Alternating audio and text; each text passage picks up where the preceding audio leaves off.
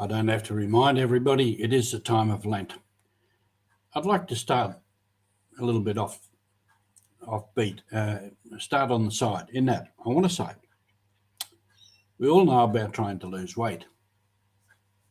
And losing weight means, firstly, one thing, we need to eat less or drink less of certain things. The other side is we need to eat more of the right things, like fruit and veg and so on. Let's consider that for our Lenten fast and what we need to do in Lent. This is Roger from the MSC Mission Office, and you're with Mission Alive. I put up recently from Pope Francis a list of things to fast from, which I think is very useful. Now, I said before too, one thing I need to fast from is anger, also pessimism, and also worry. Recently, I was in a meeting, and a day-long meeting of presentations, and as you know, those sorts of things, they can get not so much boring, but a lot of words, a lot of ideas, and I was getting pretty tired, and in the afternoon, it seemed to go on and on and on. So I found myself sitting here like this, and repeating that from Pope Francis: fast from anger, fast from anger, fast from anger. And it worked. It worked. I was able to stop getting angry about the whole thing.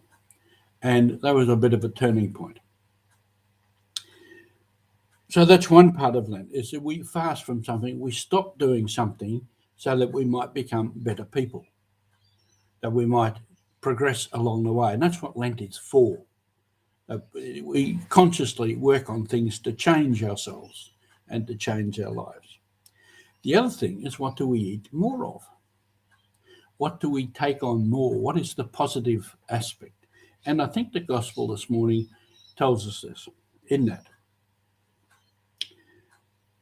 Yes, God loved the world so much that he gave his only Son, so that everyone who believes in him may not be lost, but may have eternal life. For God sent his Son into the world not to condemn the world, but so that through him the world might be saved. No one who believes in him will be condemned. If we look closely at those words and perhaps read them again and again, this is really good news. This is good news. This is why Jesus came into the world. This is why God sent his Son into the world.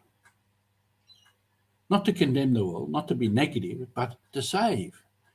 And save means to bring back on track, to put in the right direction, to help people to move forward in their life to better things.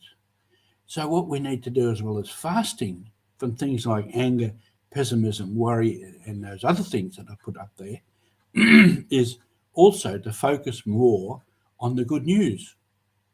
Focus more on finding out who is this Jesus Christ and what was he about. And with that, our mission is to be able to tell people about it, to live it more fully ourselves, and to tell people about it. Because a lot of people don't believe that, don't know, have never encountered it, have never thought about it, never let it penetrate into them. That's our mission for ourselves and for all those around us. And I want to thank you again, as usual, for being with us on mission and to take